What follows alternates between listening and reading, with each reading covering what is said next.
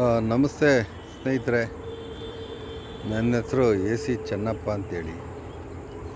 ನಾನು ಒಬ್ಬ ನಿವೃತ್ತ ಶಿಕ್ಷಕರ ಬಡಾವಣೆ ಮದ್ದೂರು ಸ್ನೇಹಿತರೆ.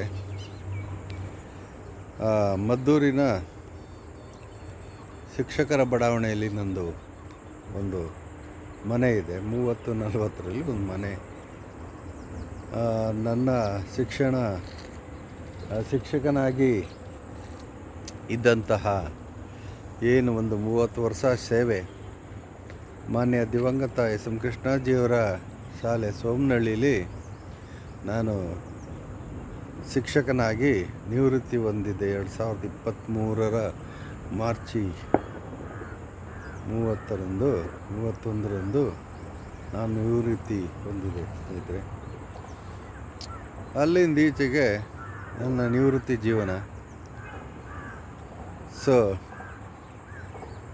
ಆ ಒಂದು ಜೀವನದ ಸಾರ್ಥಕತೆ ಇರಲಿ ಅಂತ ಅಂದ್ಬಿಟ್ಟು ಒಂದು ಸಮಾಜ ಸೇವೆಗೆ ನಾನು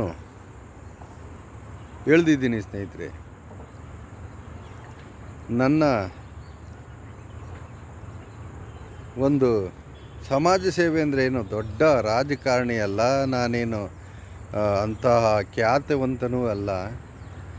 ಏನೊಂದು ಕುಂದುಕೊರತೆಗಳು ಈ ಸಮಾಜದಲ್ಲಿ ಕಂಡುಬರುವಂಥ ಕುಂದುಕೊರತೆಗಳನ್ನು ಅದನ್ನು ನಿವಾರಣೆ ಮಾಡಬೇಕು ಅಂತಕ್ಕಂಥದ್ದು. ಸರ್ಕಾರಿ ಅಧಿಕಾರಿಗಳು ಅದರ ನಿರ್ಲಕ್ಷ್ಯವನ್ನು ಮಾಡಿ ಅದರ ಪರಿಣಾಮವಾಗಿ ಏನು ದುಸ್ಥಿತಿಯನ್ನು ಕಾಣ್ತಾ ಇವೆ, ಆ ದುಸ್ಥಿತಿಯನ್ನು ಸುಸ್ಥಿತಿಗೆ ತರುವಂತಹ ಒಂದು ಕಾರ್ಯ ಮಾಡಬೇಕು ಅಂತಕ್ಕಂಥದ್ದು ನನ್ನ ಒಂದು ಉದ್ದೇಶ ಅಷ್ಟೇ ಸ್ನೇಹಿತರೆ. ಇನ್ನೇನು ಇದರಿಂದ ನಾನೇನು ಖ್ಯಾತಿವಂತನಾಗಿ ಪ್ರಚಾರ ಪಡಬೇಕು ಅಂತ ಅನ್ನೋದು ನನ್ನ ಉದ್ದೇಶ ಅಲ್ಲ.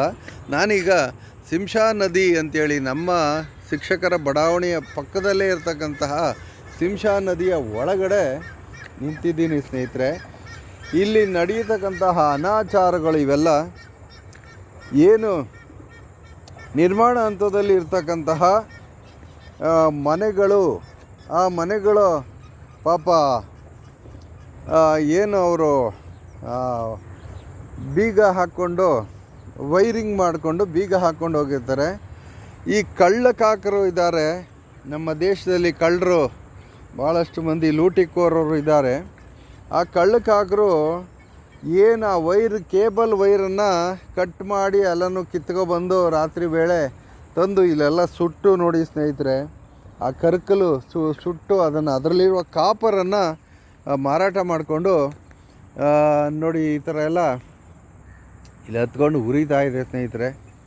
ಇದು ಶಿಂಷಾ ನದಿಯ ಒಳಗಡೆ ನಾನು ನಿಮಗೆ ತೋರಿಸ್ತಾ ಇರ್ತಕ್ಕಂತಹ ಏನು ಅಧೋಗತಿ ನೈರ್ಮಲ್ಯ ಕಾಪಾಡುವಂಥವರು ಸಾರ್ವಜನಿಕರು ನಾವೇ ನೈರ್ಮಲ್ಯವನ್ನು ಅದನ್ನು ಹಾಳುಗೆಡುವುದರೆ ಮುಂದಿನ ಸಂತತಿಗೆ ಅದು ಅನಾಹುತ ಅಲ್ವೇ? ನಮ್ಮ ಮಕ್ಕಳು ಮರಿ ಅವ್ರಿಗೆ ಅನಾಹುತ ಅಲ್ವೇ ಸ್ನೇಹಿತರೆ? ನೋಡಿ ಏನೇನು ಅನಾಚಾರಗಳು ಮಾಡ್ತಾರೆ ಅಂತಕ್ಕಂಥದ್ದು. ಏನು ದೇವಸ್ಥಾನದ ಫೋಟೋಗಳೇನೋ ಇರಬೇಕು ಎಲ್ಲ ತಂದು ಇಲ್ಲಿ ಹಾಳುಗೆಡವಿ. ಇನ್ನು ಮದ್ಯಪ್ರಿಯರಂತೂ ಹೇಳ್ಬೇಕಾದ್ದಿಲ್ಲ. ಇಲ್ಲಿ ಒಳ್ಳೆ ಜಾಗ ಅಂಥೇಳಿ ಈ ಮದ್ಯಪ್ರಿಯರು ಬಂದು ಇಲ್ಲಿ ಕುಳಿತುಕೊಂಡು ಚೆನ್ನಾಗಿ ಒಳ್ಳೆ ತಮ್ಮ ಏನು ಮದ್ಯವನ್ನು ಸೇವಿಸೋಕ್ಕೆ ಒಳ್ಳೆ ಜಾಗ ಅಂತ ಕಾಣಿಸ್ತದೆ. ಇದು ಇಂಥ ಒಂದು ನದಿಯನ್ನು ಅಪವಿತ್ರ ಮಾಡ್ತಾಯಿದ್ದಾರೆ ನೋಡಿ, ಇಲ್ಲಿ ಅಪವಿತ್ರಗೊಳಿಸಿದ್ದಾರೆ ಸ್ನೇಹಿತರೆ. ಇದು ಅಧಿಕಾರಿಗಳು ಆದಂಥವರು ಇದ್ರ ಬಗ್ಗೆ ಗಮನ ಹರಿಸಿ ಇದನ್ನೆಲ್ಲ ತಡೆಗಟ್ಟಬೇಕು ಅಂತಕ್ಕಂಥದ್ದು. ಏನು ನೈರ್ಮಲ್ಯ ನಾನು ಪುರಸಭೆಯ ನಗರಸಭೆ ಆಡಳಿತ ಅಧ್ಯಕ್ಷರು ಮೊನ್ನೆ ಈಗೊಂದು 3-4 ದಿವಸದ ಹಿಂದೆ ವಿಜಯವಾಣಿನಲ್ಲಿ ಹೇಳಿದರು, ಏನು ಈ ಒಂದು ಹಾಳುಗೆಡುವುದಕ್ಕೆ ಕಸ ಕಡ್ಡಿಯನ್ನು ಸುರಿತಾ ಇರೋರಿಗೆ ದಂಡ ಹಾಕ್ತೀವಿ ಅಂತಕ್ಕಂಥದ್ದು. ನಾನು ಕೂಡ ಒಂದು ಸಣ್ಣದಾಗಿ ಲೇಖನ ಇತ್ತು ನಂದು. MP ವೆಂಕಟೇಶ್ ಅಂತ ಅಂದ್ಬಿಟ್ಟು ಒಂದು ಪತ್ರಕರ್ತರು, ನಮ್ಮ ಸ್ನೇಹಿತರೆ. ಸೊ ಹಾಗಾಗಿ ಈ ನೈರ್ಮಲ್ಯದ ಬಗ್ಗೆ, ಶಿಂಷಾ ನದಿಯ ನೈರ್ಮಲ್ಯದ ಬಗ್ಗೆ ಭಾಳಷ್ಟು ಚೆನ್ನಾಗಿ ಲೇಖನವನ್ನು ಪತ್ರಕರ್ತರು, ನಿಜವಾದ ಪತ್ರಕರ್ತರು, ಅದು ಪತ್ರಕರ್ತರ ಒಂದು ಕರ್ತವ್ಯ ಅಂತ ಅಂದರೆ ಏನು ಹಾಳುಗೆಡುವಂತಹ, ನಮ್ಮ ಸಮಾಜದಲ್ಲಿ ಹಾಳು ಮಾಡುವಂತಹ ಏನು ಕೃತ್ಯಗಳು ಇದ್ದಾವೆ ಅದನ್ನು ಪತ್ತೆ ಹಚ್ಚಿ ಪತ್ರಿಕೆ ಮೂಲಕ ಅದನ್ನು ತಿಳಿಯಪಡಿಸಿ ಜನರಿಗೆ ಅದು ತಡೆಗಟ್ಟಬೇಕಾಗಿರೋದು ಅಧಿಕಾರಿಗಳ ಕರ್ತವ್ಯ, ಸರ್ಕಾರದ ಕರ್ತವ್ಯ. ಏನು ಸಂಬಂಧಪಟ್ಟ ಅಧಿಕಾರಿಗಳು ಅದನ್ನೆಲ್ಲ ಮಾಡಬೇಕಾಗುತ್ತೆ ಸ್ನೇಹಿತರೆ. ನೋಡಿ, ಈ ನಮ್ಮ ಸರ್ಕಾರ, ಘನ ಸರ್ಕಾರ ಏನು ಮಹಿಳೆಯರಿಗೆ ಭಾಳಷ್ಟು ಒತ್ತನ್ನು ಕೊಡ್ತಾ ಇದೆ ನಮ್ಮ ಘನ ಸರ್ಕಾರ. ಹೇಳಬೇಕು ಅಂತಂದರೆ ಮಹಿಳೆಯರನ್ನು ಅದರ ಉದ್ದೇಶ ಏನು ಅಂತ ನನಗೆ ಗೊತ್ತಿಲ್ಲ, ನಾನೇನು ಅದ್ರ ಬಗ್ಗೆ ಚರ್ಚೆ ಮಾಡೋಕ್ಕಾಗೋದಿಲ್ಲ. ಸ್ಮಾರ್ಟ್ ಕಾರ್ಡ್ ಅಂತಕ್ಕಂಥ ಒಂದು ಸ್ಮಾರ್ಟ್ ಕಾರ್ಡನ್ನು ಈಗ ಮಹಿಳೆಯರಿಗೆ ಕೊಡ್ತಾ ಇದೆಯಂತೆ ಸ್ನೇಹಿತರೆ. ಸಾರಿಗೆ ಸಚಿವರು ಮೊನ್ನೆ ತಾನೇ ಪೇಪರ್ನಲ್ಲಿ ಹೇಳಿದ್ದಾರೆ, ಸ್ಮಾರ್ಟ್ ಕಾರ್ಡನ್ನು ಕೊಡ್ತೀವಿ ಅಂತೇಳಿ. ಯಾಕೆಂದರೆ ಆಧಾರ್ ಕಾರ್ಡು ಈಗ ಅಪವಿತ್ರ ಆಗೋಗಿದೆ. ಬಾಂಗ್ಲಾದೇಶದವರು ಯಾರೆಲ್ಲ ಬಂದು ಅದನ್ನು ಏನು ಆ ಆಧಾರ್ ಕಾರ್ಡನ್ನ ಒಂದು ಮೌಲ್ಯಗಳು ಹಾಳಾಗಿವೆ. ಅದಕ್ಕೆ ಈಗ ಬೇರೆ ಥರದ ರೀತಿ ಒಂದು ಸ್ಮಾರ್ಟ್ ಕಾರ್ಡನ್ನು ಕೊಡ್ತೀವಿ. ಏನದ್ರ ಮೂಲಕ ಯಾವ ಮಕ್ಕಳು ಎಷ್ಟು ಜನ ಪ್ರಯಾಣ ಮಾಡ್ತಾರೆ ಅಂತಕ್ಕಂಥದ್ದು, ಪರಿಶಿಷ್ಟ ಜಾತಿಯವರು ಹೆಂಗೆ ಪ್ರಯಾಣ ಮಾಡ್ತಾರೆ, ಪರಿಶಿಷ್ಟ ವರ್ಗದವರು, ಸಾಮಾನ್ಯವರು, ಇದನ್ನು ತಿಳಿಯಲಿಕ್ಕಾಗಿ ಈಗ ಸ್ಮಾರ್ಟ್ ಕಾರ್ಡನ್ನು ಕೊಡ್ತಾರಂತೆ. ಸಂತೋಷ. ಅದಕ್ಕೆ 10 ಕೋಟಿ ಖರ್ಚಾಗುತ್ತಂತೆ ಸ್ನೇಹಿತರೆ. ಏನು ಆಧಾರ್ ಕಾರ್ಡಲ್ಲಿ ಇರತಕ್ಕಂಥ ಮಾಹಿತಿಗಳು, ಏನು ಕಣ್ಣು, ಕಿವಿ, ಮೂಗು, ಅದೇನೇನೋ ಮಾಹಿತಿಗಳನ್ನು ತಗೊಂಡಿದ್ದಾರೆ, ಅದು ಸಾಲದೆ ಈಗ ಅದಕ್ಕೆ ಬೇರೆ ಒಂದು ಯೋಜನೆ ತಯಾರಿಸಿ ಅದಕ್ಕೆ ಈಗ ಅದ್ರ ಗಂಡಸರು ಕೂಡ ಪ್ರಯಾಣ ಮಾಡ್ತಾರೆ, ಅವ್ರಿಗೂ ಏನಾದ್ರು ಒಂದು ಸಹಕಾರ ಮಾಡೋದು ಬೇಡವೇ?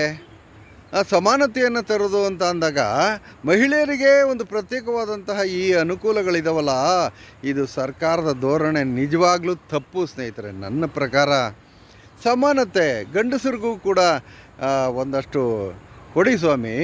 ಈಗ 60 ತುಂಬಿರುವಂತಹ ಏನು ಹಿರಿಯ ನಾಗರಿಕರು ಅಂತ ನೀವು ಕರೀತೀರೋ ಅವ್ರಿಗೂ ಕೂಡ ಈ ಒಂದು ಸವಲತ್ತನ್ನು, ಏನು ಸರ್ಕಾರಿ ವಾಹನಗಳಲ್ಲಿ ತಿರುಗಾಡೋದಕ್ಕೆ ಗಂಡಸಾಗಲಿ ಹೆಣ್ಸಾಗಲಿ 60 ಮೀರಿದಂಥವ್ರಿಗೆ, ಹಿರಿಯ ನಾಗರಿಕರಿಗೆ ರಿಯಾಯಿತಿಯನ್ನು ಪೂರ್ಣ ಪ್ರಮಾಣದಲ್ಲಿ ಕೊಡಿ. ಆಗೋದಿಲ್ವಾ? ಗಂಡಸರಿಗೆ ಬೇರೆ ನ್ಯಾಯ, ಹೆಂಗಸರಿಗೆ ಬೇರೆ ನ್ಯಾಯ. ಇದು ಯಾವ ನ್ಯಾಯ ಸ್ವಾಮಿ? ಒಂದು ಆಫೀಸ್ನಲ್ಲಿರ್ತಕ್ಕಂತಹ ಒಂದು ಏನು ಕಚೇರಿಯಲ್ಲಿ ಕೆಲಸ ಮಾಡ್ತಕ್ಕಂತಹ ಗಂಡಸು ಮತ್ತು ಹೆಂಗಸು, ಅದರಲ್ಲಿ ತಾರತಮ್ಯವನ್ನು ನೀವು ಎಳೀತಾ ಇದ್ದೀರಲ್ಲ, ಸರಿಯೇ ಇದು? ಹೆಂಗೆ ಏನು?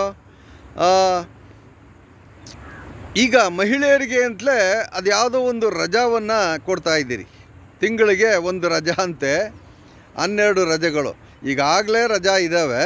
ಅದ್ರ ಜೊತೆಗೆ ಈ ರಜೆಗಳನ್ನು ವಿಶೇಷವಾಗಿ ಕೊಡ್ತಾ ಇದ್ದೀರಲ್ಲ, ಇದು ತಾರತಮ್ಯ ತಂದಂಗೆ ಆಗಲಿಲ್ವೇ?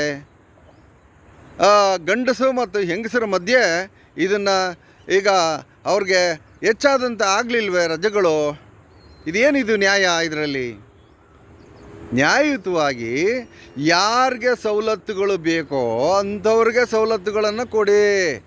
ಏನು ಸಮಾಜದಿಂದ ಏನು ದೂರ ಉಳಿದಿರ್ತಾರೆ, ಸಮಾಜದಿಂದ ಏನು ಸವಲತ್ತುಗಳಿಂದ ವಂಚಿತರಾಗಿರ್ತಾರಲ್ಲ ಅಂಥವ್ರಿಗೆ ಮಾತ್ರ ಏನು ಸವಲತ್ತುಗಳು ಕೊಡಬೇಕಾಗಿರೋದು. ಒಂದು 2 ಲಕ್ಷ ಸಂಬಳ ತಗೊಂಡು ಆ ಹೆಂಗಸಿಗೆ ನೀವು ಈ ಪರಿಹಾರವನ್ನು ನೀವು ಕೊಡೋದು ಶುದ್ಧ ಸುಳ್ಳು, ಶುದ್ಧ ತಪ್ಪಿದು ಅಂತಕ್ಕಂಥದ್ದು ನನ್ನ ಪ್ರಕಾರ.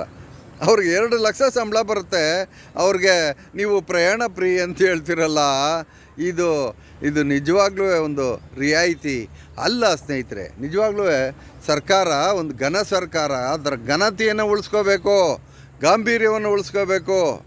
ನೋಡಿ ಇಲ್ಲಿ ಒಳಗಡೆ ಏನು ಅನ್ಯಾಯಗಳು ನಡೀತಾ ಇದ್ದಾವೆ, ಇದನ್ನು ತಡಿಬೇಕಾದದ್ದು. ನೋಡಿ ಇಲ್ಲಿ ಬಹುಶಃ ಏನು ಈ ನದಿಯ ತೀರಗಳು ಏನಿದ್ದಾವೆ, ಆ ನದಿಯ ತೀರಗಳಲ್ಲಿ ಒತ್ತುವರಿ ಖಂಡಿತ ಆಗಿರುತ್ತೆ. ಈಗ ಕೆರೆಗಳ ಒತ್ತುವರಿಯನ್ನು ಬಹುಶಃ ಸೂಳೆಕೆರೆ, ಒಂದಷ್ಟು ಕೆರೆಗಳ ಒತ್ತುವರಿ, ಎಲ್ಲ ಊರುಗಳಲ್ಲೂ ಕೆರೆಗಳನ್ನು ಒತ್ತುವರಿ ಮಾಡ್ಕೊಂಡಿರ್ತಾರೆ, ಹಾಗೆ ರಸ್ತೆಗಳು ಕೂಡ ಒತ್ತುವರಿ ಮಾಡ್ಕೊಂಡಿರ್ತಾರೆ.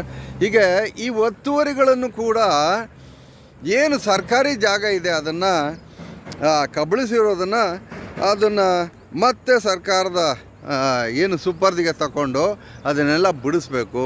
ದಾಖಲಾತಿಗಳನ್ನು ಇದು ಮಾಡಿ ಖಾತ್ರಿಪಡಿಸ್ಕೊಂಡು ಮಾಡಬೇಕು. ಸ್ಮಾರ್ಟ್ ಕಾರ್ಡು, ಯಾವ ಸ್ಮಾರ್ಟ್ ಕಾರ್ಡು ಕೊಡ್ತಿರೋ ಅದು ನನಗೆ ಗೊತ್ತಿಲ್ಲ ಸ್ನೇಹಿತರೆ. ನಿಜವಾಗ್ಲೂ ಅದರಲ್ಲಿ ಗಂಡಸು ಮತ್ತು ಹೆಂಗಸು ಇಬ್ಬರಿಗೂ ಸರಿಸಮಾನವಾದಂತಹ ಸವಲತ್ತುಗಳನ್ನು ಕೊಡಿ.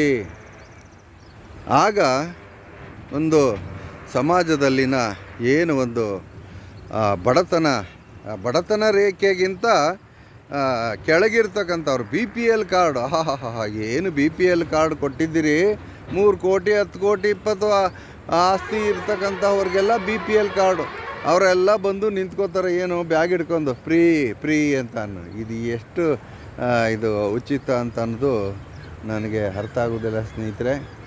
ನಿಜವಾಗ್ಲೂ ಇದೆಲ್ಲ ಅನ್ಯಾಯ, ಸಮಾಜದಲ್ಲಿ ನಡೀತಾ ಇರ್ತಕ್ಕಂಥ ಒಂದು ದೊಡ್ಡ ಅನಾಚಾರ, ಅತ್ಯಾಚಾರ, ಅನ್ಯಾಯ ಅಂತ ಹೇಳ್ಬೋದು ಅಷ್ಟೆ, ಇನ್ನೇನು ಹೇಳೋಕ್ಕಾಗೋದಿಲ್ಲ. ಯಾರು ನಿರ್ದಿಷ್ಟವಾದ BPL ಕಾರ್ಡ್ ಪಡೆಯಲು ಅರ್ಹನೋ ಅಂಥವ್ರಿಗೆ ಮಾತ್ರ BPL ಕಾರ್ಡ್ ಕೊಡಬೇಕೆ ವಿನಃ ಅವರ ಆಪ್ರೇಷನ್ಗೆ 10 ಲಕ್ಷ ರೂಪಾಯಿ, 3 ಕೋಟಿ ಇರುವಂತಹ 3 ಕೋಟಿ ಪ್ರಾಪರ್ಟಿ, 10 ಕೋಟಿ ಪ್ರಾಪರ್ಟಿ ಇರುವಂಥ ಬನ್ನಿ ತೋರಿಸ್ತೀನಿ ನಾನು. ಬೇಕಾದಷ್ಟು ಜನ ಒಂದು 3% ಉಳ್ಕೊಳ್ಳೋದಿಲ್ಲ. BPLಗೆ ಅರ್ಹರಾಗುವಂತಹ ವ್ಯಕ್ತಿಗಳು ಒಂದು 3% ಉಳ್ಕೊಳ್ಳೋದಿಲ್ಲ ಸ್ನೇಹಿತರೆ. ನಿಜವಾಗ್ಲೂ ಇದೆಲ್ಲ ಅನ್ಯಾಯ ನಮ್ಮ ಸಮಾಜದಲ್ಲಿ ನಡೀತಾ ಇದೆ. ಈ ಅನ್ಯಾಯನ ತಡೆಗಟ್ಟಿ ಅಧಿಕಾರಿಗಳು ಕ್ರಮ ವಹಿಸಿ ಇದನ್ನೆಲ್ಲ ತಪ್ಪಿಸಬೇಕು. ಏನು ಸಮಾಜದಲ್ಲಿ ಏನು ಇದೆ ಸರ್ಕಾರದ ಒಂದು ಜಾಗ, ಅದನ್ನು ಉಳಿಸಿ ಕಾಪಾಡಬೇಕಾದದ್ದು. ಕಾಡನ್ನು ಎಷ್ಟೋ ಜನ ಕಬಳಿಸ್ಕೊಂಡಿದ್ದಾರೆ ರಾಜಕಾರಣಿಗಳು, ಅದೆಷ್ಟೋ ಅವೆಲ್ಲ ನಾನು ಮಾತಾಡೋದಿಲ್ಲ ಸ್ನೇಹಿತರೆ.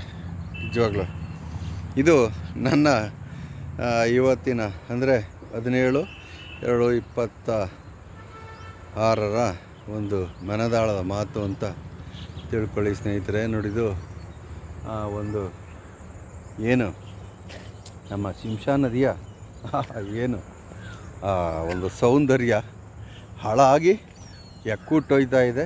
ಇದನ್ನು ಯಾರಾದರೂ ಸಾರ್ವಜನಿಕರು ಕಾಪಾಡಬೇಕು, ಸಾರ್ವಜನಿಕರು ಅನ್ನೋದು ನನ್ನ ಒಂದು ಉದ್ದೇಶ. ಅವರು ಮೇಡಮ್ ಅವರು ಅದನ್ನೇ ಹೇಳಿದರು, ಸಾರ್ವಜನಿಕರು ಸಹಕರಿಸಬೇಕು ಅಂತ. ಯಾವ ಸಾರ್ವಜನಿಕರು ಸಹಕರಿಸ್ತಾರೆ? ಅವರೇ ತಂದು ಎಲ್ಲನೂ ಕಸ ಸುರಿತಾ ಇದ್ದಾರೆ.